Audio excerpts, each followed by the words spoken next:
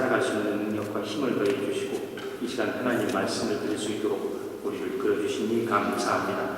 주의 말씀에 우리가 감동하게 하시고 하나님의 뜻에 순종하게 하시고 주님을 따라 살아가는 것이 우리의 행복한 삶이 되게 하여 주시옵소서. 이 밤에 하나님께서 임하여 주시고 우리의 마음 가운데 오셔서 주님의 뜻을 가르쳐 주옵소서. 그 뜻이 우리의 삶을 이끌어가는 것을 우리 눈으로 목도하게 하시고 우리 입술을 열어 우리 신앙을 고백할 수 있도록 주님께서 인도하여 주시옵소서. 이 도르트문트 중앙교회에 주님이 임하시고 이 밤에 주님께서 함께 하셔서 주의 말씀을 전하여 주시옵소서. 예수님의 이름으로 감사하며 기도합니다. 아멘. 예, 반갑습니다. 제가 독일에 온 지 거의 13년이 돼가는데 제가 신호한 교회 이외에서 하는 곳은 여기가 처음입니다. 제가 9년을 목회를 했는데 처음에는 순복음교회에서 디셀도르프 순복음교회에서 6년을 목회했고 지금 본에 있는 한덕교회에서 3년을 목회하고 있습니다. 그런데 우리 이강훈 목사님께서 저하고는 절친이죠. 이제까지 거의 한 10년 넘게 같이 공부하면서 목회적으로 얘기를 나눴는데 저한테는 너무 귀한 시간이고 또 하나님의 말씀 같이 나눌 수 있게 돼서 참으로 반갑고 또 두렵고 떨리는 마음으로 이 자리에 있었습니다. 오늘 이 시간 주의 말씀을 통해서 같이 은혜 받기를 원합니다.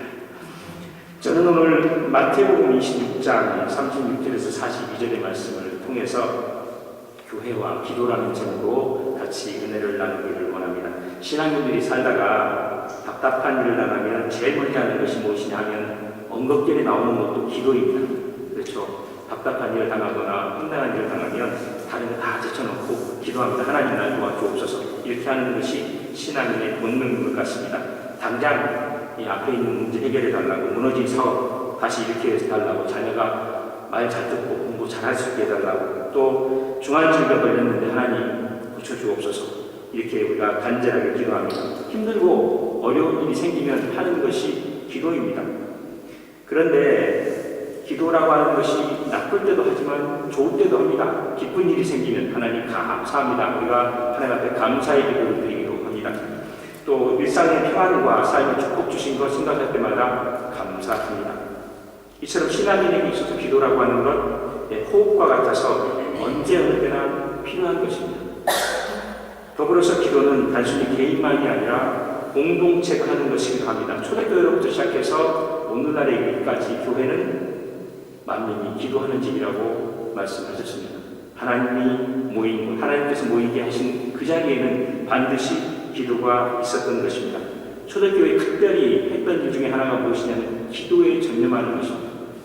전도도 있고 봉사도 있고 여러 가지 많은데 성경을 보면 초대교회는 기도에 전념했다고 말씀하고 있습니다. 뭐 그리 받을 게 많았는지 기도에 전념했습니다.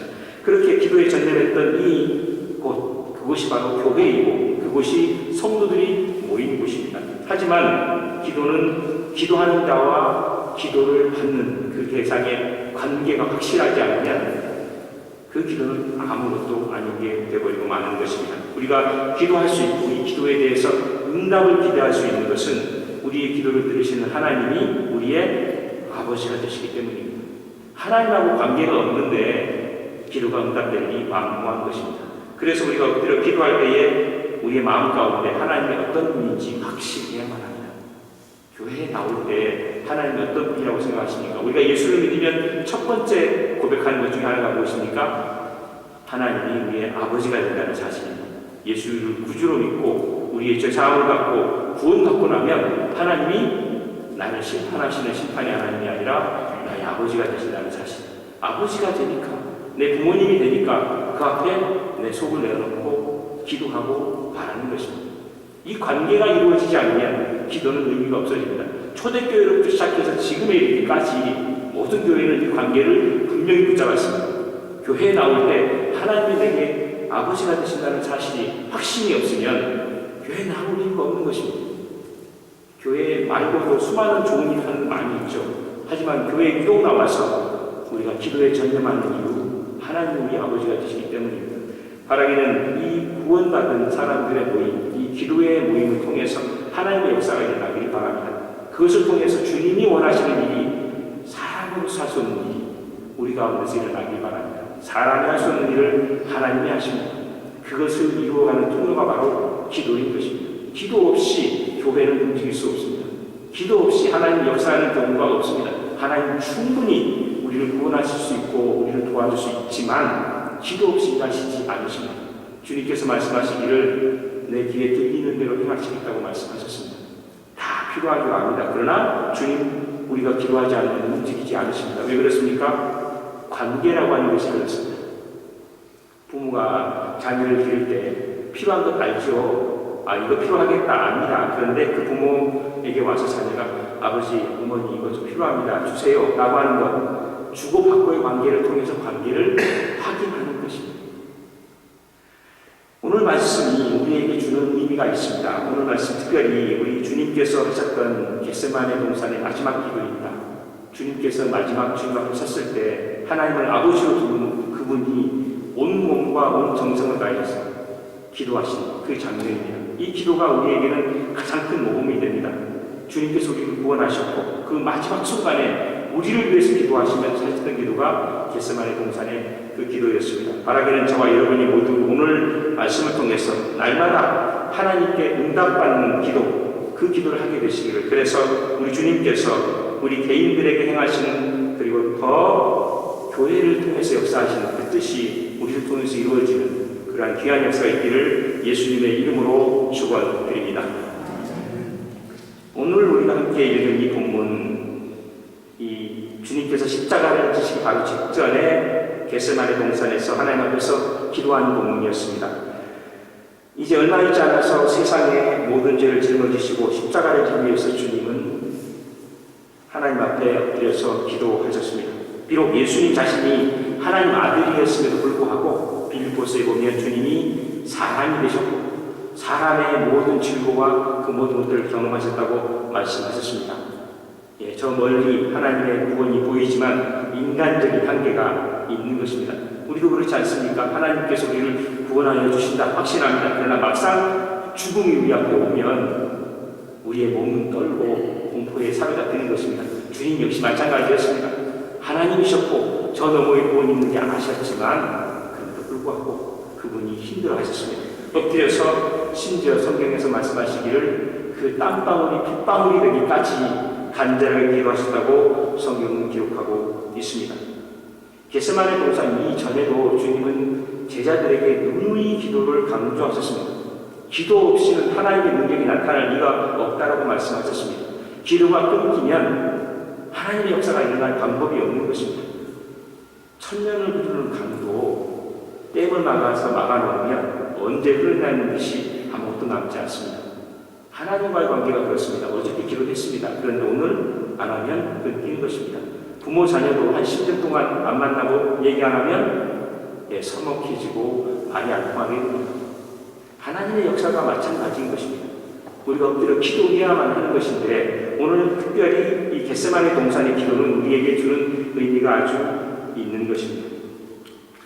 주님께서 제자들에게 기도가 얼마나 진실해야 되고 또 절실해야 되는지 누누이 강조하셨습니다. 그리고 생애 마지막 기도를 제자들에게 보여주셨습니다. 특별히 오늘 주님은 이 기도에 제자들을 초청하셨습니다. 평소에는 홀로 가셔서 혼자 기도하셨습니다. 혹시 주님이 너무 연약한 마음을 가지고 답답해서 제자들을 부르셨겠는가 생각하시겠지만 전혀 그렇지 않습니다. 주님은 오늘 주님께서 하신 기도가 무엇인지를 보여주고 제자들이 그 기도에 동참하기를 원하셨습니다. 그것이 주님께서 마지막 제자들에게 보여주셨던 그 장면입니다. 그 자신 스스로가 하나님의 아들이었고 그러나 인간의 한계 안에서 엎드려 하나님 앞에 기도했습니다. 그런데 성경을 보면 하나님의 뜻은 분명하고 확고하고 요지부동이었습니다. 엎드려 기도하고 간구하고 매달리면 조금 바꿔줄 거라고 생각할 수 있음에도 불구하고 하나님은 거기에 한치도 용납하지 않으셨습니다. 하나님의 뜻이 얼마나 명확하고 확고할 때인지 주님이 같은 기도를 3번이나 하셨습니다. 같은 기도를 3번이나 하셨는데 주님께서 똑같은 말씀을 하십니다. 내 뜻대로 마옵시고 아버지 뜻이 이루어지기를 원합니다. 라고 말씀하셨습니다. 혹시 혹시 자기 자신을 설득하는 과정은 아닌가? 저는 그렇게 생각을 해봅니다.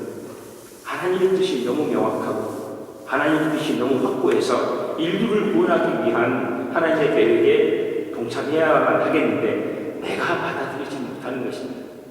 우리도 그럴 때 있지 않습니까? 주님의 뜻이 너무 명확합니다. 가만히 앉아서 생각해보면 하나님의 뜻이 바뀔 리가 만무한 것입니다.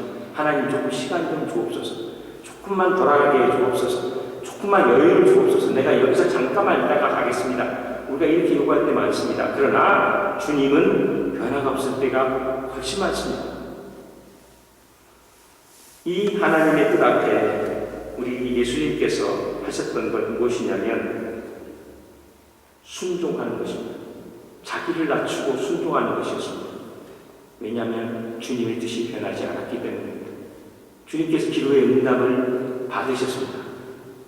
우리 많은 사람들이 하나님 앞에 어려운 문제를 당하고 답답한 일을 당하면 하나님 살려주옵소서 금식하고 철할 때도 있고 어쩔 때는 매달리고 끊임없이 기도할 때 있습니다. 그러면 응답받은 사람들의 대부분의 대답이 마음이 평안해진다는 겁니다. 하나님이 평안과 기쁨을 주셔서 내 문제가 지금 앞에 답답한 일이 있어도 다 해결됐다고 느껴지게 하나님 믿음을 주셨다라고 고백하는 사람들 많이 있습니다. 그러나 오늘 주님은 응답을 받았는데 마음이 어땠습니까? 고민하고 죽게 될 정도로 되었습니다. 기도의 응답을 받았는데 고민하고 죽게 되었다. 응답이겠습니까? 우리가 혹시 그런 응답을 받았다면 어떻게 해야 되겠습니까? 기도했는데 내 마음이 고민하고 죽게 되었다. 그것을 응답으로 받아들일 수 있겠습니까? 예수님이야 그렇겠죠. 근데 우리는 안 그렇습니다라고 얘기할 수 있습니까? 아닙니다. 주님께서 보여주신 그 길을 우리가 따라가야 될 길입니다. 우리가 많은 사람들이 실수한 것이 바로 여기에 있습니다. 기도했는데 내 마음이 불편합니다. 기도했는데 내 마음에 들지 않습니다. 기도했는데 내 의도대로 되지 않습니다. 그래서 하나님 뜻이 아니라고 밀어낼 때가 있습니다. 그러나 하나님의 뜻은 요지부동입니다. 변하지 않습니다.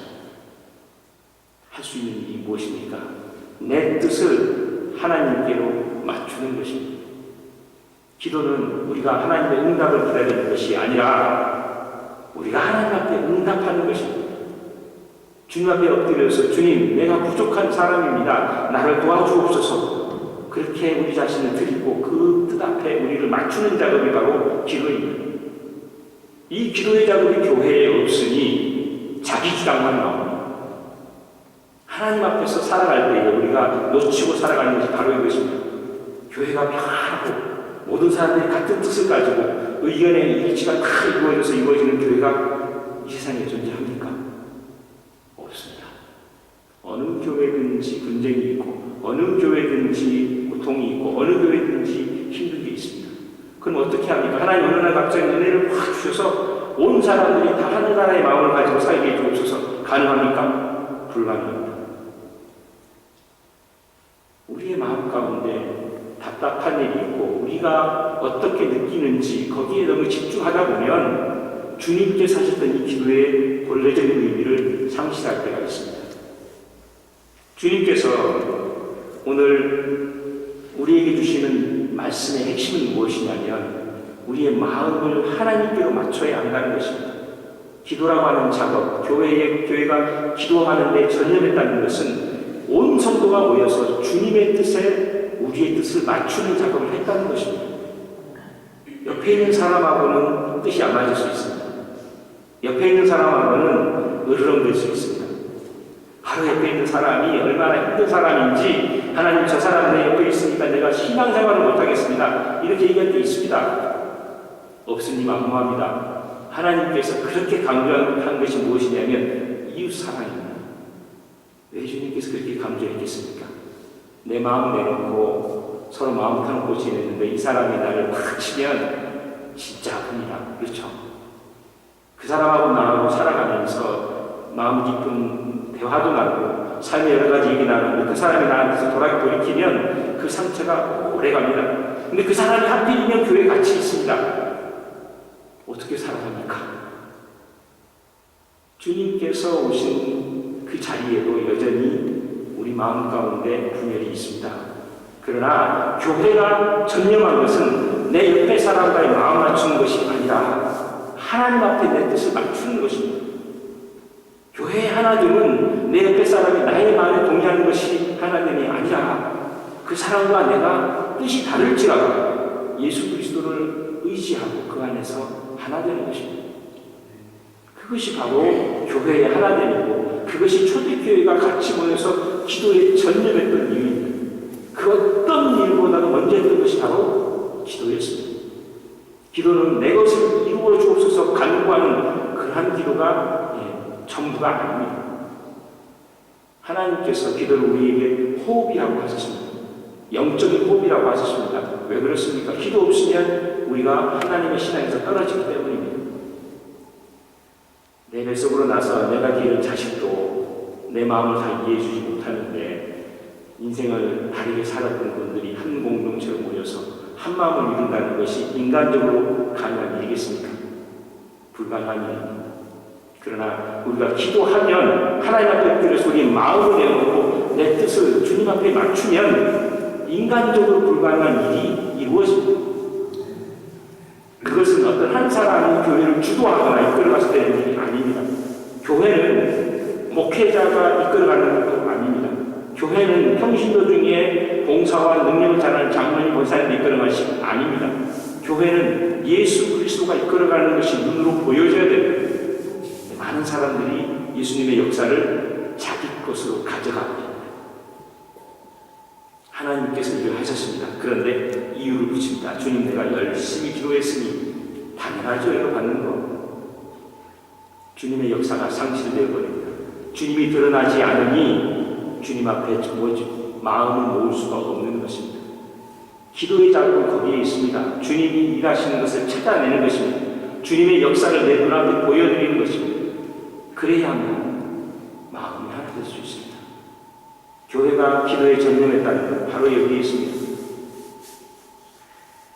주님께서 우리에게 귀한 약속을 하나 허락해 주셨습니다. 누가복음 11장 9절에서 13절에 있는 말씀 제가 읽겠습니다. 내가 또 너희에게 이르노니 구하라 그리하면 너희에게 주실 것이요 찾으라 그리하면 찾을 것이요 문을 두드리라 그리하면 너희에게 열릴 것이니 구하는 이마다 받을 것이요 찾는 이가 찾을 것이요 두드리는 이에게는 열릴 것이라. 너희 중에 아버지 된 자로서 누가 아들이 생선을 달라 하는데 생선 대신에 뱀을 주며 알을 달라 하는데 정갈을 주느냐. 너희가 악할지라도 좋은 것을 자식에게 줄 줄 알거든 하물며 너희 하늘 아버지께서 구하는 자에게 성령을 주시지 않겠느냐 하시니라. 보통 이 본문 말씀 하나님 앞에 뺐으면 다 주신다. 앞에만 딱 잘라서 하나님 앞에 구하라, 찾으라, 문 두드리라 그러면 다 주실 것이다 라고 얘기합니다. 그런데 오늘 말씀의 핵심이 무엇입니까? 구하면 성령을 선물로 주시겠다는 것입니다. 구하면 성령을 선물로 주시겠다는 것입니다. 도대체 그럼 성령을 왜 주십니까?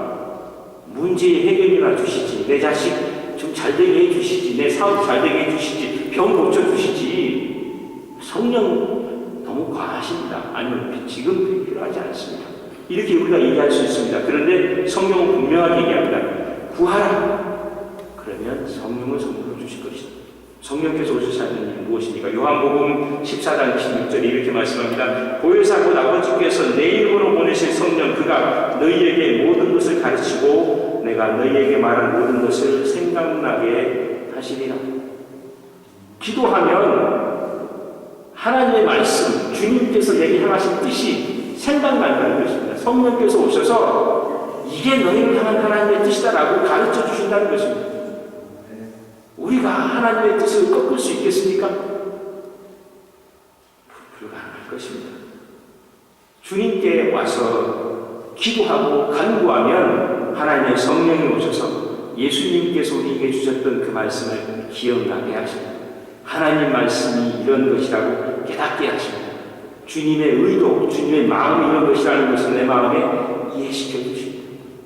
그래서 내가 주님 멀어서 주님 싫어서 뒤돌아섰음에도 불구하고 억지로라도 그 마음께로 오게 한다는 것입니다. 기도는 거기에 있습니다. 기도의 의미가 거기에 있습니다.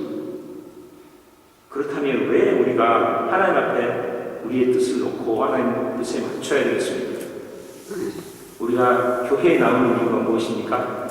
예수를 믿어서 우리의 죄 사함을 받고 하나님의 자녀가 되고 영생을 얻었다라고 하는 것이 바로 초대교회로부터 시작해서 오늘날에 이르는 복음의 확실한 내용입니다. 바로 이 짤막한 내용이 복음의 진수입니다. 예수를 믿어서 죄 사함을 받고 하나님의 자녀가 되고 영생을 얻게 된다. 이 구원의 은혜 이외에 더 큰 은혜가 있습니까?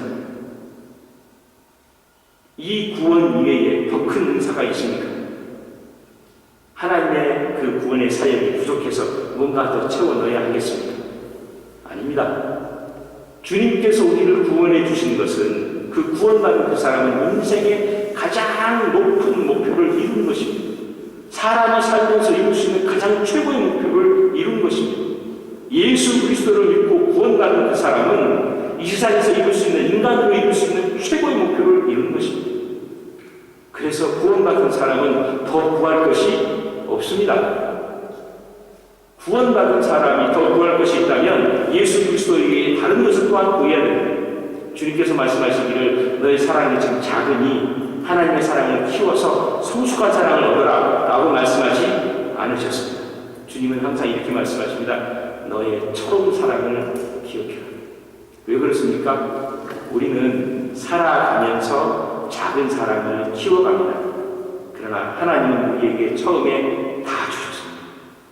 우리가 받았던 구원의 능력, 그 구원의 선물을 인생의 삶 속에서 풀어 헤쳐서 그것이 무엇인지 경험하고 그리고 그것을 통해서 신앙을 고백하지 못하면 그것은 아무것도 아닌 것이 되어버립니다. 신앙을 우리가 고백한다고 얘기합니다. 고백하려면 경험하지 않는 것을 고백할 수 있습니까? 그것은 거짓말하고 있는 거죠. 하나님의 말씀을 공부한다고 와서 성경 공부 열심히 했습니다. 오늘 목사님 뭐라고 말씀하시니까 거기에 정답을 말했습니다. 자, 그것이 고백입니까? 아닙니다. 신앙은 고백하는 것이지 생각을 말하는 것이 아닙니다. 하나님을 경험하고 하나님을 알고 그 하나님 뜻 앞에서 살아가는 그 내용이 고백되어져야 되는데 그것이 오늘 주님께서 말씀하신 이 기도, 하나님 뜻에 맞춰서 주님을 살아가는 이 과정에 속해 있는 것입니다. 주님께서 우리를 구원해 주셨습니다. 구원의 내용을 확인해야만 합니다. 어떻게 합니까? 내 뜻을 하나님의 뜻 앞에 놓고 나를 꺾어서 순종함을 통해서 나에게서 나올 수 없는 것이 드러날 때 하나님이 찬양을 받으십니다. 제가 오래도록 디설베르 부수공교회에서 찬양팀을 6년간 인도했습니다. 음악을 전공한 사람들이라 참으로 음악적인 감각이 뛰어납니다. 저는 음악에는 솔직히 제대입니다. 그냥 들을 줄만 알지 할 줄 전혀 못합니다. 그런데 아이들을 신앙 지도를 하는데 음악적으로는 제가 터치할 것이 없습니다. 얼마나 아름답게 음악을 하고 얼마나 성악을 잘하고 얼마나 기악을 잘하는지 터치할 것이 없습니다. 손발이 착착 맞습니다. 오래도록 또 교회에서 봉사를 해본 경험들이 있는 사람들은 한 번 보면 금방 압니다. 그런데 예배가 다 마쳐지고 모여서 정리 기도를 합니다. 그날 누가 좀 실수를 하면 금방 팀장이 지적을 합니다. 아, 찬양 문제가 있었습니다. 이거 문제가 있습니다. 그러면 그 사람 조금 마음에 좀 부담을 갖지만 열심히 하겠습니다라고 얘기를 마치고 끝냅니다. 근데 어느 날 갑자기 손발이 팍 맞았습니다. 실수 한 번 없이 멋있게 찬양을 끝냈습니다. 온 찬양팀 멤버들이 기뻐했습니다. 드디어 우리 손발이 맞았다. 그리고 하나님 감사합니다고 예배를 마치고 가려고 합니다. 제가 불러 세웠습니다. 오늘 너희들이 한 것이 무엇이냐? 성도들 앞에서 콘서트입니다. 그 찬양을 받으실 분이 누군가? 우리가 드러내고 확인하고 우리가 높여서 찬양해야 될 분이 누구냐예요. 시선이 다른 데 가 있습니다. 하나님을 높이는 것에서 방향을 잃어버렸습니다. 교회가 하나님을 드러내는 일에 익숙하지 않으면 나를 드러내는 목회자도 마찬가지입니다. 목회자가 참으로 위험한 자리에 있습니다. 말씀을 잘 전하고 나면 성도님들이 은혜 받았습니다. 아유 오늘 좋은 말씀 들었습니다. 이런 얘기 들으면 인간적인 마음에 욱줄합니다. 그래도 내가 연구도 좀 했고 오래도록 설교도 했고 그러니 이만한 결과야 당연한 것이지 또 마음속에 힘도 되고 용기도 됩니다. 그런데 주님께 나중에 홀로 가서 기도할 때 보면 주님이 이렇게 말씀합니다. 네가 너의 말을 하는 사람이냐 내 말을 전하는 사람이냐. 하나님 말씀 전하러 왔는데 종이 하나님 말씀을 전하러 왔는데 하나님은 어디 가버리고 종만 남습니다. 교회가 하나님을 높이려고 왔는데 목회자가 말씀을 잘 전했다는 얘기만 됩니다. 성도님들이 헌신과 봉사를 많이 했다는 얘기만 나옵니다. 하나님은 어디로 가버렸습니다.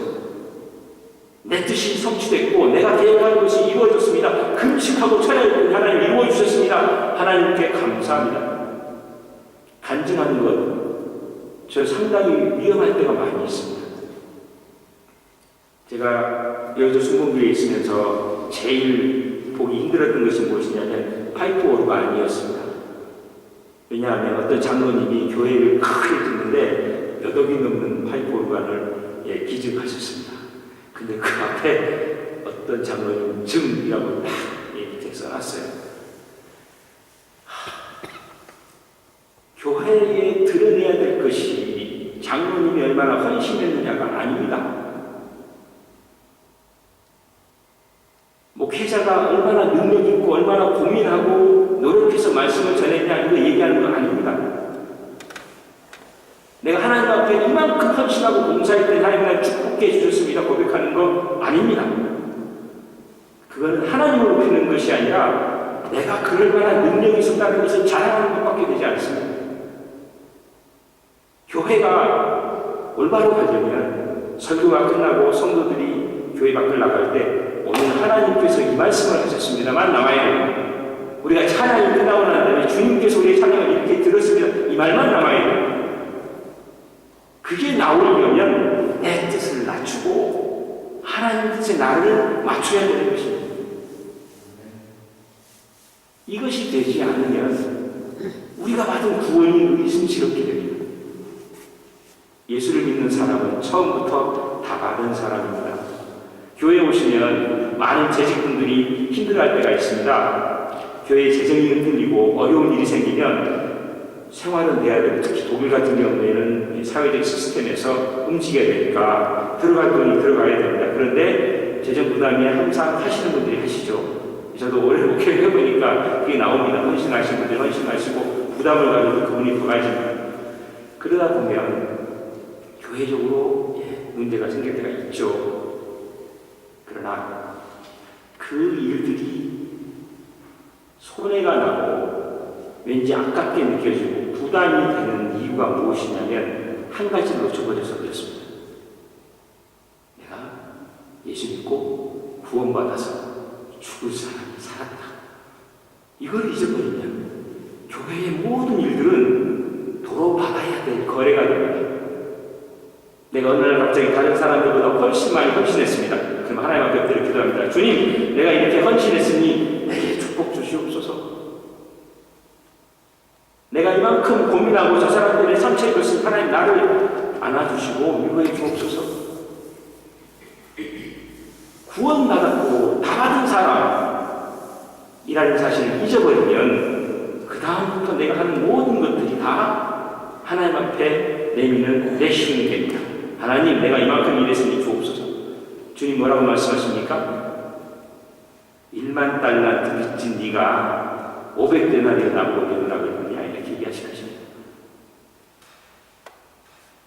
우리가 예수를 믿고 구원받았다는 사실을 일평생 확인해도 부족합니다. 여러분들에게 남은 과제가 있다면 이제 할 일이 나 이외에 다른 사람을 위한 기도입니다. 우리가 유일하게 해야 될 기도가 바로 그것입니다. 하나님이 가장 원하시는 기도가 바로 그것입니다. 하나님 앞에 내 뜻을 낮추는 것, 그것이 무엇입니까? 나 이외에 다른 사람을 원하는 것입니다. 주님께서 겟세마네에서 피가 흐르기까지 기도하신 그 이유가 무엇이냐면 우리를 구원하시기 위하셨습니다. 우리를 구원하시기 위해서 그분이 그 어려운 길을 가셨습니다. 제자들이 그걸 보고 깨닫기를 원했습니다. 한 시간만이라도 나의 마음을 붙잡고 너희들이 나와 같이 중보하기를 원한다. 그런데 그들은 못했습니다. 우리가 하나님 앞에 우리 자신을 내어놓고 하나님이 나를 구원해 주셨다는 사실을 확신한다면 내게 남은 기도가 이제 내 임수 위한 기도밖에 없다는 사실을 분명하게 알게 되는 것입니다. 내게 있어서 믿음이 흔들리고 손해보는 것 같고 내 마음이 어려워져서 시험을 들면 내 옆에 있는 사람이 문제가 아니라 교회가 문제가 아니라 내 신앙이 지금 흔들리고 있구나. 내가 구원받았다는 확신이 지금 움직이고 있구나. 이거를 돌이켜봐야 됩니다. 왜 그렇습니까? 이 구원의 확신이 왜 그렇게 중요합니까? 죽음 앞에 섰을 때, 죽음 앞에 섰을 때 누가 나와 함께 그 죽음의 구렁텅이를 넘어가 줄 수 있겠습니까? 하나님 앞에 섰을 때 누가 나를 대신해서 간구해 줄 수 있겠습니까? 구원의 확신이 우리 인생에 받은 가장 좋은 선물이고 가장 높은 선물입니다. 이걸 붙잡지 못하고 이걸 확인하지 못하고 이걸 내 삶 속에서 확증하지 못한 다음에 뭘 조금 더 받고 덜 받아야 의미가 없는 것입니다. 그래서 우리 주님께서 말씀하신 것입니다. 구하라 주실 것이요 찾으라 찾을 것이요 문을 두드리라 열릴 것이니 뭘 주신다고 하셨으니까 하나님 자신이 우리에게 선물로 주어진다는 것입니다. 주님께서 우리와 함께 하신다는 것입니다. 그것 외에 더 큰 것이 무엇이 있겠습니까? 하나님이 나의 인생의 주인이라고 우리는 고백하죠. 주님이라고 고백합니다. 주님께서 이렇게 살았으면 좋겠다라고 말씀하셨습니다. 거기에 토를 달 수 있습니까? 하나님이 내 인생의 금을 쫙 그어 놓으셨습니다. 자, 이 길로 갔으면 좋겠다. 근데 내 복이 하나님 아닌 것 같아요. 라고 얘기를 꺼내기 시작하면 그때부터 우리는 하나님을 의심하는 것입니다. 아니요, 주님은 주님이 아닌 것 같습니다. 내 옆에서 나를 도와주는 도우미로 계셨으면 좋겠습니다. 우리 그럴 때 많죠. 하나님, 내 사업이 좀 힘이 듭니다. 주님이 나를 도와주시옵소서. 그러면 내가 주님 앞에 영광을 돌리겠습니다. 내 자식들 잘 되게 주옵소서. 그러면 내가 하늘 앞에 감사하겠습니다. 주님을 내 종으로 부리는 것입니다. 주님, 이거 해 주옵소서. 저거 해 주옵소서. 그러면 내가 드릴게요. 우리 하나님이 그렇게 구차하게 우리에게 감사를 받으실 분이 아닙니다. 우리의 생명을 구원하시는 분, 우리의 삶을 이끌어가시는 분이십니다. 그분 앞에 엎드려서 우리가 기도해야 되고 그분 앞에 엎드려서 우리가 우리 자신을 내려놓아야 하는 것입니다. 주님께서 기도를 몇 번 가르치신 적이 있죠. 주기도문이죠. 주기도문. 그 주기도문의 핵심이 무엇이냐면 뒤로 가면 갈수록 내 이웃과 내 형제 자매를 용서하는 것입니다. 남을 위한 중보기도입니다. 주기도문의 핵심은 하나님을 믿고 구원받은 사람이라면 내 이웃을 용서해야 한다라고 하는 것이 핵심이 있습니다. 다른 위한 중보기도 이것 이외에 없다는 것입니다. 주님께서 가장 사랑하셨던 위대한 선지자들 모세와 사무엘 이런 사람들은 기도에 대해서 확실했습니다.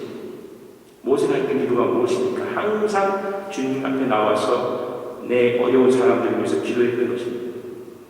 하나님께서 어느 날 갑자기 날마다 반항하는 이스라엘 백성들을 다 멸하시고 모세 너를 위해서 너를 통해서 내가 구원의 뜻을 이루겠다 하셨을 때 모세가 했던 기도가 무엇입니까? 하나님 주의 이름을 위해서 이 백성을 살려주옵소서 중보했습니다.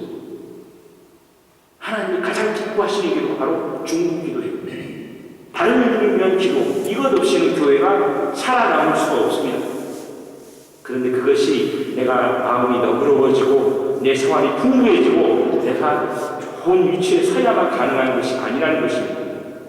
우리가 옆에 사람이 이뻐서 이뻐하는 것이 아니라 하나님이 나를 이뻐해 주시니 내 옆에 있는 사람을 이뻐하게끔 노력해 보는 거죠. 근데 실제로 그 일을 이루시는 일은 하나님이십니다. 목회자가 설교를 아무리 잘해도 하나님의 성령께서 움직여주지 않으면 결단이 없습니다. 저는 항상 말씀을 전할 때마다 말씀을 전한다고 생각합니다. 하나님께서 이 말씀을 통해서 뭘 이루어 가실까? 그게 기대가 됩니다.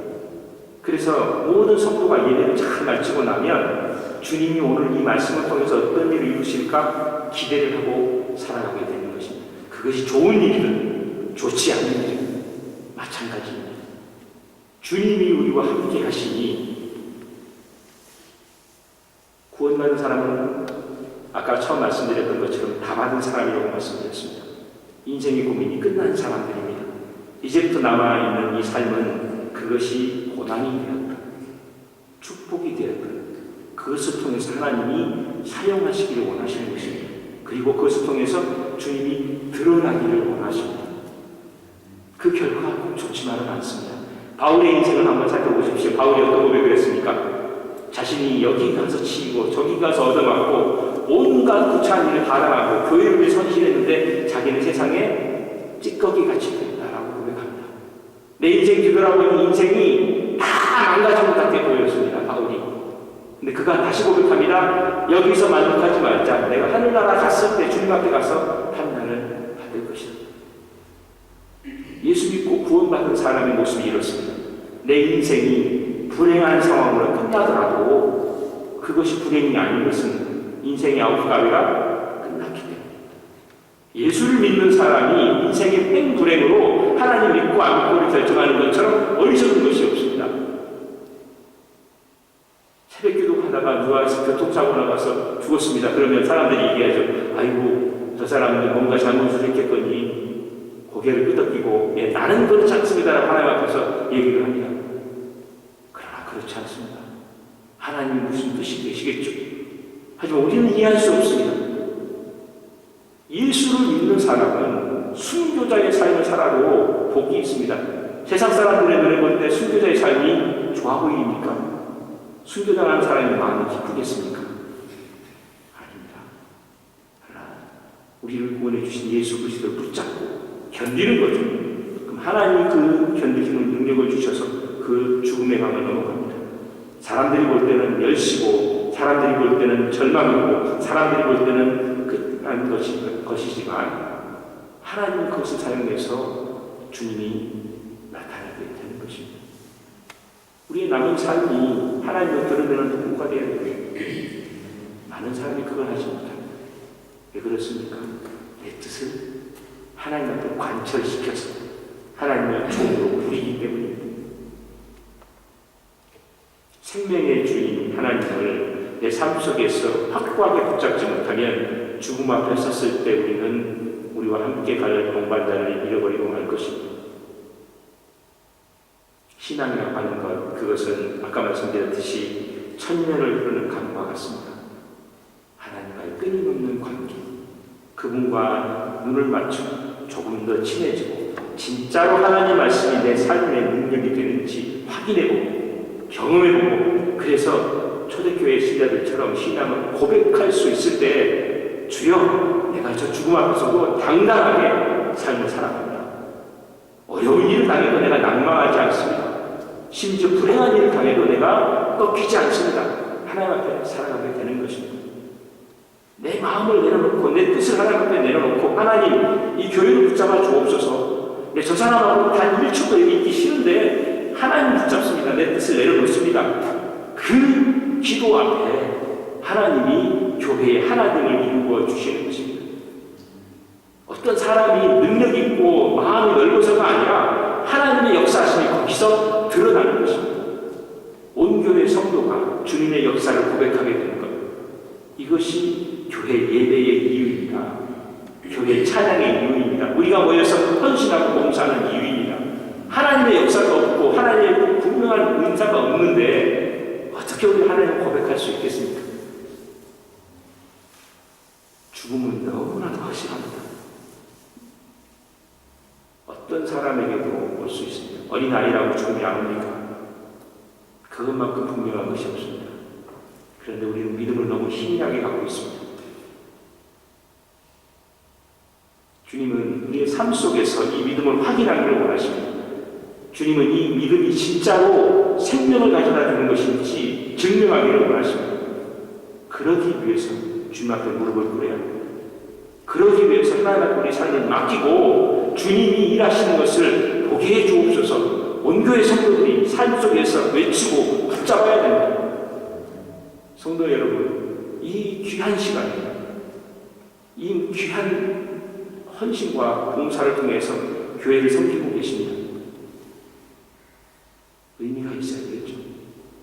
우리가 하는 이유가 분명해야 합니다.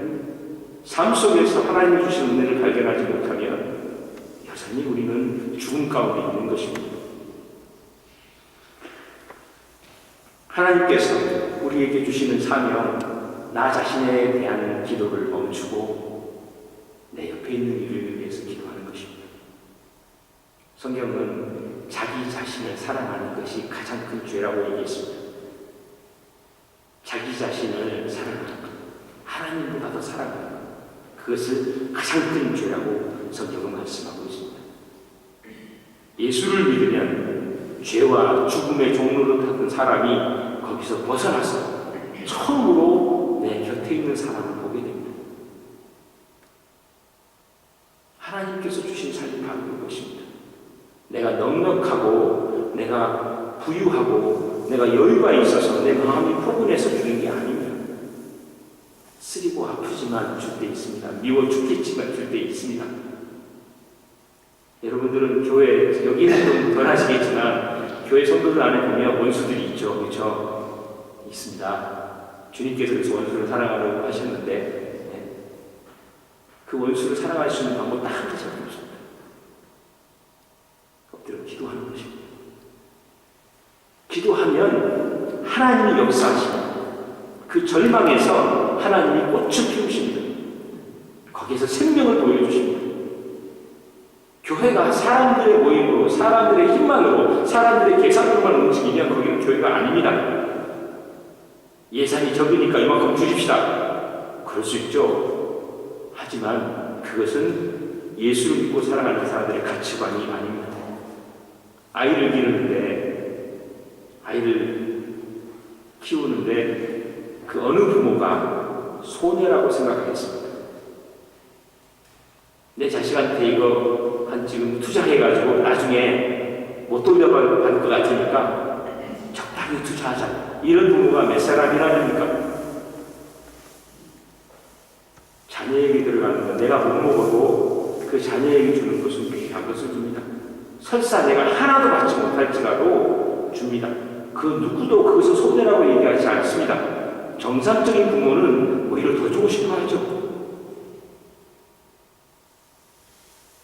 하나님의 이 방법이 있습니다. 주님께서 우리를 선택하시고 부르셨을 때 이만큼 구원해 주면 이만한 효과가 나겠더니 그래서 우리를 부르셨습니까? 아닙니다. 그분 자신의 생명을 다 주셔도 손해라고 생각하지 않으셨습니다. 당연한 것이라고 생각했습니다. 더 못 줘서 마음이 불편했던 분이 하나님이십니다. 우리에게 요구하시는 것이 무엇이겠습니까? 우리도 그러한 생각, 그러한 가치관으로 살기를 원하시는 것입니다. 그런데 그게 인간적으로 안 된다는 겁니다. 인간적으로 내가 주고 난 다음에 반드시 본전 생각납니다. 인간적으로 내가 헌신하고 난 다음에 반드시 인정해 주지 않으면 마음에 섭섭함이 들어옵니다. 인간적으로 저 사람 내게 섭섭하게 한 걸 내가 크게 포용해 주지만 시간 지나면 왜 저 사람 나를 용납해 주지 않나 마음속에 짐이 생깁니다. 그러나 하나님을 붙잡으면 하나님을 만나면 그제서야 내가 저 사람 품고 이해할 이유가 생깁니다. 그래서 우리가 하나님 앞에 나와서 이렇게 기도하죠. 하나님, 내가 할 수 없는 것 주님께서 하게 해주셨습니다.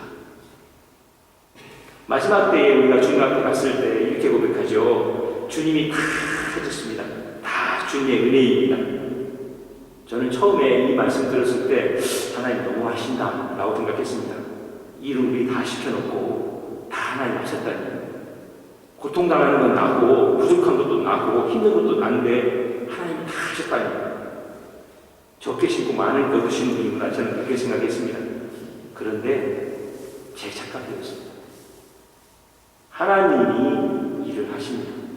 우리가 거기에 집중하지 않았기 때문입니다.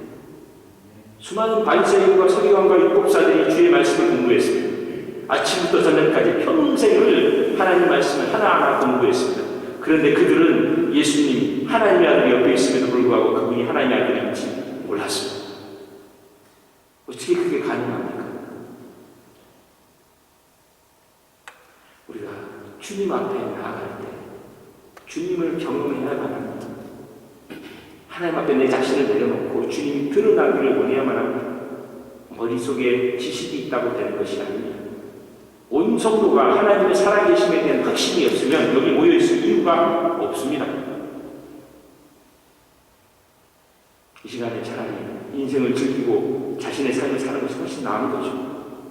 구원받은 성도라면 붙잡아야 됩니다. 하나님의 역사를 보여주옵소서. 예수 믿는 사람들이 예수 믿는 것을 증언할 때 두려워하고 부끄러운 것이 거기에 있죠. 하나님은 없는데 전해야만 하니까 그것처럼 비참한 것이 없습니다. 고하죠. 버림받은 고하죠. 그러나 하나님이 우리와 함께 하시면, 기도함을 통해서 성령께서 우리와 함께 하시면 주님의 역사가 일어나는 것입니다. 그래서 초대교회는 처음부터 끝까지 기도에 전념했습니다. 하나님의 역사하심을 성령께서 그 말씀을 내 마음속에 확신하기 전까지는 움직이지 않았습니다. 서로 부딪히고 서로 싸우는 그 사람들이 주님 앞에 들어 기도할 때 하나 되었고 하나님의 역사가 드러났고 그것을 통해서 주님이 이 세상에 증거되었습니다. 하나님 우리를 부르신 이유가 바로 거기에 있습니다. 생명을 연장시켜 주는 이유가 바로 여기에 있습니다. 구원 받았으면 이제 천국 가면 되죠. 하나님이 살려주신 이유가 여기에 있습니다. 우리의 삶의 모습을 통해서 하나님이 드러나시기를 원하십니다. 그것이 좋은 모습이든 아니면 좋지 않은 모습이든 상관이 없습니다. 어렵든 좋든 상관이 없습니다. 엎드려 기도하고 하나님께로 가는 그 모습 속에 하나님의 영광을 받으십니다.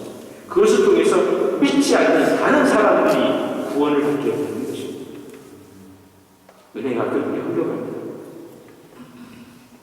말씀을 정리하고 마치겠습니다. 답답한 일을 당할 때 기도하는 건 익숙하죠. 하나님 내 것 이루어 주옵소서. 인간적인 본능입니다. 내가 원하는 것 하나님 이루어 주옵소서. 당연한 것 같습니다. 그러나 구원받은 성도는 그 기도에서 멈춰서는 안 됩니다.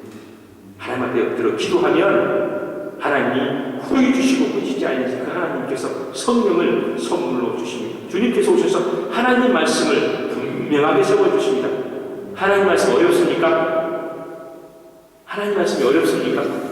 여기 우리 장로님 권사님도 계시는데 수십 년을 하나님 말씀 읽었을 것입니다. 그렇죠? 목사님 말씀하는 거 어렵습니다. 잘 이해가 안 됩니다. 신학이나 공부에 이해하죠. 전혀 그렇지 않습니다. 하나님 말씀은 잔인합니다. 하나님 말씀은 분명합니다. 왜냐하면 그것이 이론이 아니기 때문입니다.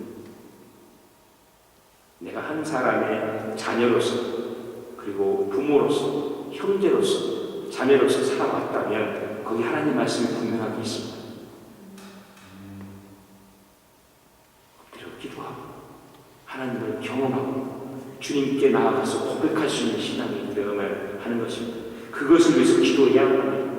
교회가 기도가 멈추면 하나님이 움직이지 않습니다. 기도가 멈추면 분열이 생깁니다. 기도가 멈추면 내 것이 드러납니다. 하나님 보기를 멈추고 주님께로 가기를 멈추게 되는 것입니다. 고로 우리가 기도해야만 합니다. 하나님 내 뜻이 너무 강합니다. 나를 붙잡아 주시옵소서. 나를 이끌어 주시옵소서. 하나님 살아계심의 증거가 내 삶 속에서 나타나도록 도와주옵소서. 이 공동체 안에서 주님 역사해 주옵소서. 그래서 주님을 우리가 입술과 우리의 마음과 뜻과 삶을 통해서 증언할 수 있도록 도와주옵소서. 기도해야만 하는 것입니다. 주님이 역사하실 때 그제서야 우리는 하나님께로 가는 그 길, 기쁨의 길임을 알게 되는 것입니다. 고통 중에 있어도 핍박 가운데 있어도 어려움 속에 있어도 이 길이 주님 함께 가는 길이구나 고백할 수 있는 것입니다. 우리 주님께서 그래서 그러한 사람들에게 약속하시고 또 하기를 원하시는 기도가 중보기 됩니다. 서로가 서로를 위한 기도, 서로의 짐을 나누는 기도. 내 문제가 끝났습니다. 내 옆에 있는 사람을 위해서 기도하는 것, 이것이 우리에게 남은 과제인 것입니다. 하나님의 말씀을 통해서 여기 함께한 성도 여러분 모두 죄와 사망의 원하시는 그 예수 그리스도의 사랑을 깊이 깨닫고 내 뜻을 하나님 앞에 내려놓고 주님 앞에 나아가 주님의 뜻에 내 뜻을 맞추는, 그래서 하나님 앞에 응답받는 기도가 아니라 하나님께 응답하는 그러한 기도를 하게 되시길 예수님의 이름으로 축원드립니다. 이 시간 우리 하나님 앞에